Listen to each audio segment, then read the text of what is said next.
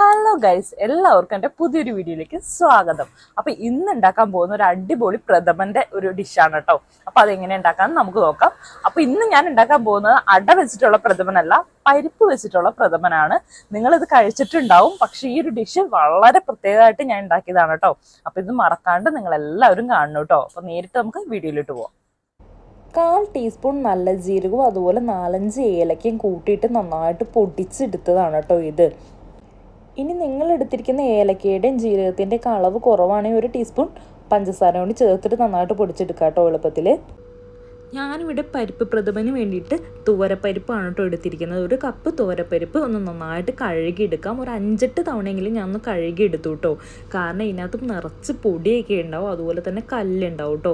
പരിപ്പിലാണെങ്കിലും അതുപോലെ കടലയിലാണെങ്കിലും പയറിലൊക്കെ ചെറിയ കല്ലൊക്കെ ഉണ്ടാവാറില്ലേ. അപ്പോൾ ഇതുപോലെ ഒന്ന് തോർത്തി കോരി കഴുകിയെടുക്കണം കേട്ടോ എല്ലാവരും. ഇനി കഴുകി വൃത്തിയാക്കി വെച്ചതിന് ശേഷം ഒരു കുക്കറാണ് അടുപ്പത്തോട്ട് വെച്ച് കൊടുക്കുന്നത്. അതിനകത്തേക്ക് 1/2 ടീസ്പൂൺ നെയ്യ് ഒന്ന് ചേർത്ത് കൊടുക്കണം കേട്ടോ. ഇനി നെയ്യ് ഉരുകി കഴിഞ്ഞാൽ നമുക്ക് ഈ ഒരു പരിപ്പൊന്ന് ഇട്ടിട്ട് ഒന്ന് ചിക്കി എടുക്കണം കേട്ടോ. ജസ്റ്റ് ഒന്ന് ചൂടാക്കി കിട്ടിയാൽ മതി, ഒത്തിരി ഓവർ ഫ്രൈ ആയി പോകരുത്. തീ ഒന്ന് കുറച്ചിട്ടതിന് ശേഷം വേണം ഇതുപോലെ ഒന്ന് ചിക്കി എടുക്കാൻ വേണ്ടിയിട്ട്. നന്നായിട്ട് ചിക്കി എടുക്കുക, അടി പിടിച്ച് പോവുകയും ചെയ്യരുത്. അതിന് വേണ്ടിയിട്ടാണ് ഞാൻ പറഞ്ഞത് തീ ഒന്ന് കുറച്ചിടണമെന്ന്. ഹൈ ഫ്ലെയിമിലൊക്കെ വെച്ച് കഴിഞ്ഞാൽ അടി പിടിക്കാൻ ചാൻസ് ഉണ്ട്. കാരണം ഒരുപാട് എമൗണ്ട് നമ്മൾ നെയ്യ് ഒഴിച്ചു കൊടുത്തിട്ടില്ല ഒന്നാമതേന്. പിന്നെ മാത്രമല്ല പരിപ്പ് പെട്ടെന്ന് അടി പിടിക്കാൻ ചാൻസ് ഉണ്ട് കേട്ടോ. അപ്പോൾ ഒന്ന് തീ കുറച്ചിട്ടതിന് ശേഷം നന്നായിട്ട് ഇളക്കി കൊടുക്കുക.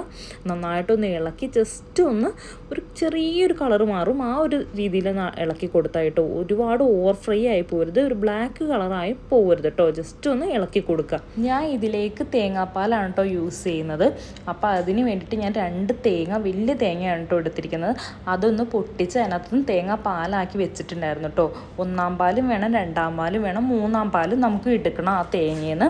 അപ്പോൾ ആദ്യത്തെ പാലെന്ന് പറഞ്ഞാൽ 1-ാം പാലെന്ന് പറഞ്ഞാൽ കുറച്ച് വെള്ളം കുറച്ചിട്ട് നല്ല കട്ട പാല് വേണം നമ്മൾ ആദ്യം എടുക്കാൻ. 2-ാമത്തെ പാല് കുറച്ചുകൂടെ വെള്ളം നീട്ടി വെച്ചിട്ട് എടുക്കാം. 3-ാമത്തെ പാല് അതിലും കുറച്ചുകൂടെ വെള്ളം നീട്ടി വെച്ചിട്ട് പാലാക്കി എടുക്കാം. അങ്ങനെയാണ് ഞാൻ ചെയ്തിട്ടുണ്ടായിരുന്നത്. ഇതൊന്ന് ബ്രൗൺ, ജസ്റ്റ് ഒരു ബ്രൗൺ, ചെറിയൊരു ബ്രൗൺ ആക്കി കഴിഞ്ഞാൽ തന്നെ ആ 3-ാം പാൽ ആദ്യം ഒഴിക്കണം കേട്ടോ. അതിനകത്താണ് ആദ്യം പരിപ്പ് നന്നായിട്ട് വേവിച്ച് ഉടച്ചെടുക്കേണ്ടത്. 3-ാം പാൽ ഒഴിച്ചതിന് ശേഷം ഇതിനകത്തേക്ക് 1/4 ടീസ്പൂൺ ഉപ്പും കൂടി ഞാൻ ചേർത്ത് കൊടുത്തു കേട്ടോ. കാരണം മധുരമൊക്കെ ഒന്ന് ബാലൻസ് ആവാൻ വേണ്ടിയിട്ടാണ് ഞാൻ ഇപ്പം തന്നെ ഉപ്പ് ചേർത്ത് കൊടുക്കുന്നത്. പിന്നെ നേരത്തെ നമ്മൾ പൊടിച്ച് വെച്ചിരുന്നില്ലേ ജീരകവും ഏലക്കയും, അതും കൂടി ഒരു പിഞ്ച് ഇതിനകത്തേക്ക് ഒന്ന് ചേർത്ത് കൊടുക്കും. കാരണം പരിപ്പ് വേകുമ്പോൾ അതുകൂടി അതിനകത്ത് കിടന്ന് ആ ഒരു സ്മെല്ലൊക്കെ കിട്ടാൻ വേണ്ടിയിട്ടുണ്ടോ ഇപ്പം തന്നെ ഒരു പിഞ്ചാണ് ചേർത്ത് കൊടുക്കുന്നത്, മൊത്തത്തിൽ ചേർത്ത് കൊടുക്കുന്നില്ല കേട്ടോ. ഇനി ഇതിനകത്തേക്ക് ഞാൻ ചേർത്ത് കൊടുക്കുന്നത് 1/2 കപ്പ് ചവ്വരിയാണ് കേട്ടോ. ചവ്വരി വൈറ്റ് കളറുള്ള ഈ ബോൾ കടയിൽ മേടിക്കാൻ കിട്ടും, ഗ്രോസറി കടയിലെല്ലാം. അതൊന്നും പറഞ്ഞ് മേടിച്ചാൽ മതി കേട്ടോ. ഒരുപാട് ചേർത്ത് കൊടുക്കരുത്, കാരണം പ്രഥമൻ ഒത്തിരി അങ്ങ് കട്ടയായി പോകും കേട്ടോ.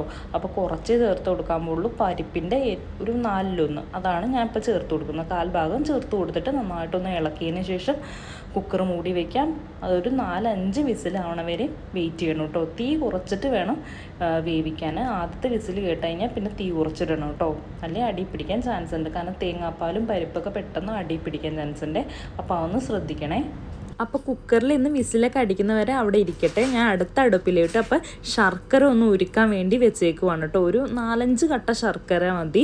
ഒരുപാട് നിങ്ങൾക്ക് മധുരം വേണമെങ്കിൽ ഇനി ശർക്കരയുടെ എമൗണ്ട് അങ്ങ് കൂട്ടിയാൽ മതി കേട്ടോ.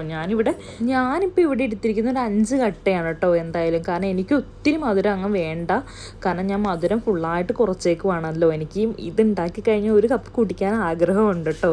സത്യം പറഞ്ഞാൽ ഞാൻ മധുരം കഴിക്കാറില്ല കുറച്ച് കാലങ്ങളായിട്ട്. പക്ഷേ എനിക്ക് ഓണമൊക്കെ വന്നപ്പോൾ അങ്ങ് ഓണസദ്യ കഴിക്കാനും മധുരം കഴിക്കാനൊക്കെ ഭയങ്കര ഒരു ആഗ്രഹം കേട്ടോ. അപ്പോൾ ഞാൻ മധുരം കുറച്ചാണ് എടുത്തിരിക്കുന്നത്. എനിക്ക് ഭയങ്കര ഒരു ടെംപ്റ്റേഷനാണ് ഈ സദ്യ എന്ന് പറഞ്ഞു കഴിഞ്ഞാൽ കേട്ടോ. സദ്യയുടെ മണം അടിച്ചാൽ തന്നെ എത്ര ഡയറ്റ് ആണെങ്കിലും എനിക്ക് കഴിച്ചേ പറ്റൂ കേട്ടോ. ആയിട്ട് പാലൊക്കെ വറ്റിയിട്ട് ചവ്വരിയും നമ്മുടെ പരിപ്പൊക്കെ വെന്ത് കുഴഞ്ഞ് കിട്ടിയിട്ടുണ്ട്. വെള്ളമൊക്കെ വറ്റിയിട്ടുണ്ടെങ്കിൽ അടിയിലൊന്നും പിടിച്ചിട്ടില്ല കേട്ടോ. ഞാൻ നന്നായിട്ടൊന്ന് ഇളക്കി കൊടുക്കുവാണ്. ഇനി നമുക്കൊരു അരിപ്പ് ഇതിനകത്തോട്ട് വെച്ചിട്ട് ചൂടോടുകൂടി തന്നെ നമ്മുടെ ശർക്കരപ്പാനി ഇതിനകത്തോട്ട് ഒഴിച്ചു കൊടുക്കുകയാണ് കേട്ടോ. ശർക്കരപ്പാനി അരിച്ച് തന്നെ നിങ്ങൾ ചേർക്കണം, കാരണം ശർക്കരയിൽ നിറച്ച് കരടൊക്കെ ഉണ്ടാവാൻ ചാൻസ് ഉണ്ട്. അപ്പോൾ നിങ്ങൾ നന്നായിട്ട് അരിച്ച് തന്നെ ചേർക്കണം കേട്ടോ. എന്നിട്ട് നന്നായിട്ട് ഈ പരിപ്പുമായിട്ട് ഈ ശർക്കര ഒന്ന് മിക്സ് ചെയ്ത് കൊടുക്കണം. അപ്പം തന്നെ ഞാൻ അങ്ങനെയാണ് ചെയ്യാറ്. കാരണം ഞാൻ ഒത്തിരി വെള്ളം ചേർത്തിട്ടല്ല ശർക്കര പാനീയം ഉണ്ടാക്കിയത്. അപ്പോൾ കുറച്ച് നേരമൊക്കെ അവിടെ വെച്ച് കഴിഞ്ഞാൽ ഭയങ്കരമായിട്ട് ഒട്ടിപ്പിടിച്ച് ഇങ്ങനെ കട്ടയാവാൻ ചാൻസ് ഉണ്ട് കേട്ടോ. അതുകൊണ്ടാണ് ഞാൻ ഡയറക്റ്റായിട്ട് പെട്ടെന്ന് ചേർത്ത് കൊടുക്കുന്നത്. എന്നിട്ട് ഇടയ്ക്കിടയ്ക്ക് ഇങ്ങനെ ഇളക്കി കൊടുക്കുന്നുണ്ട് കേട്ടോ. കാരണം ആ ഒരു മിക്സായി കിട്ടാൻ വേണ്ടി, മധുരം എല്ലായിടത്തും ബാലൻസ് ആവാൻ വേണ്ടിയിട്ടാണ്. എന്നിട്ടൊന്ന് ടേസ്റ്റ് ഞാൻ നോക്കി കൊടുക്കുന്നുണ്ട്. കാരണം മധുരം ഓവറായി കഴിഞ്ഞാൽ ഒരു ടേസ്റ്റ് നമുക്ക് നഷ്ടപ്പെടും. അതുകൊണ്ട് ഞാൻ ഇടയ്ക്കിടയ്ക്ക് മധുരവും ചെക്ക് ചെയ്യുന്നുണ്ട് കേട്ടോ. ശർക്കര ഒഴിച്ച് നന്നായിട്ട് ഇളക്കി കൊടുത്തതിന് ശേഷം നമുക്കിനി രണ്ടാം പാല് ചേർത്ത് കൊടുക്കാം കേട്ടോ. രണ്ടാം പാല് ഞാൻ അരിച്ചെടുത്ത് വെച്ചിട്ടുണ്ടായിരുന്നു. ഇനിയിപ്പോൾ നിങ്ങൾ നന്നായിട്ട് അരിച്ച് വെച്ചതാണെങ്കിൽ പോലും ഇതിനകത്തേക്ക് ചേർത്ത് കൊടുക്കുമ്പോൾ നന്നായിട്ടൊന്ന് അരിപ്പ് വെച്ച് അരിച്ച് ഒഴിച്ച് കൊടുക്കുന്നതായിരിക്കും കേട്ടോ നല്ല. രണ്ടാം പാല് ചേർത്തതിന് ശേഷം നന്നായിട്ട് ഇളക്കി കൊടുക്കുക. അതുപോലെ നെയ്യും കൂടി ഞാൻ ചേർത്ത് കൊടുത്തിട്ട് 1/2 ടീസ്പൂൺ നെയ്യും കൂടി ഞാൻ ചേർത്ത് കൊടുത്തിട്ട് ഒന്ന് ചൂടാവാൻ വേണ്ടി വെച്ചു കേട്ടോ. ഒന്ന് തിളച്ച് കിട്ടണം. ഇനി വളരെ ശ്രദ്ധിച്ച് നന്നായിട്ട് ഇളക്കി കൊടുക്കണം കേട്ടോ. നമ്മളിത് വെച്ചിട്ട് അങ്ങോട്ടും ഇങ്ങോട്ടും ഒന്നും പോവരുത്. ഇനി നന്നായിട്ട് ഇളക്കി കൊടുക്കണം. കാരണം തീരെ വെള്ളം കുറവാണ്. രണ്ടാം പാൽ ഒഴിച്ചിട്ട് അതിനകത്ത് വെള്ളമൊക്കെ നന്നായിട്ട് പൊട്ടിപ്പോയതിന് ശേഷം നമുക്കിനി ഒന്നാം പാല് ചേർത്ത് കൊടുക്കാം കേട്ടോ. ഇത് നല്ല കട്ട കൊഴുപ്പുള്ള പാലാണ്. അപ്പോൾ ഇതൊന്ന് തിളച്ചൊന്നും പോകാൻ പാടില്ല. ഒന്ന് ജസ്റ്റ് ഒന്ന് ചൂടായാൽ മതി കേട്ടോ. അപ്പോൾ തന്നെ നമുക്ക് സ്റ്റൗ ഓഫ് ചെയ്യണം. അപ്പോൾ ഇനി പ്രഥമനിലേക്ക് നമുക്ക് വറുത്ത് ചേർക്കാം കേട്ടോ. അതിന് വേണ്ടിയിട്ട് നെയ്യ് ഒഴിച്ചതിന് ശേഷം തേങ്ങാക്കൊത്ത് ചേർത്തതിന് ശേഷം നന്നായിട്ട് ഇളക്കി ഒരു ബ്രൗൺ കളർ ആവുമ്പോൾ നമുക്ക് അണ്ടിപ്പരിപ്പും മുന്തിരിയും കൂടി ചേർത്ത് നന്നായിട്ടൊന്ന് വഴറ്റിയിടുക. ഞാനിവിടെ വെച്ചിരിക്കുന്ന ഇരുമ്പിൻ്റെ ചീനച്ചട്ടിയാണ് കേട്ടോ.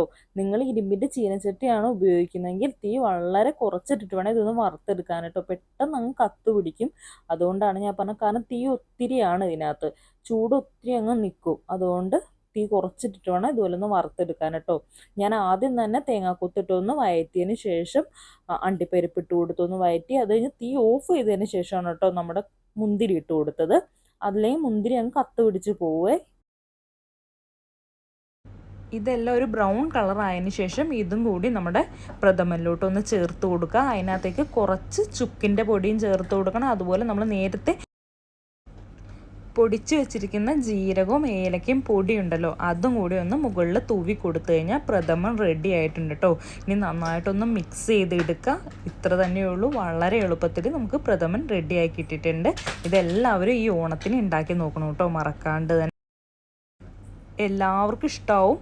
മറക്കാണ്ട് ഉണ്ടാക്കിയിട്ട് അഭിപ്രായം പറയണേ. അപ്പം എല്ലാവർക്കും ഈ ഒരു വീഡിയോ ഇഷ്ടപ്പെട്ടെന്ന് ഞാൻ വിചാരിക്കുന്നു. നിങ്ങൾക്ക് ഇഷ്ടപ്പെട്ടിട്ടുണ്ടെങ്കിൽ ഫ്രണ്ട്സിന് എല്ലാവർക്കും ഷെയർ ചെയ്ത് കൊടുക്കണം. ഈ ഒരു ഓണക്കാലത്ത് ഈ ഒരു പ്രഥമനാവട്ടെ നിങ്ങളുടെ വീട്ടിലുണ്ടാക്കുന്നത്. അപ്പം എല്ലാവർക്കും പുതിയൊരു വീഡിയോ ആയിട്ട് തന്നെ വരെ. ബൈ.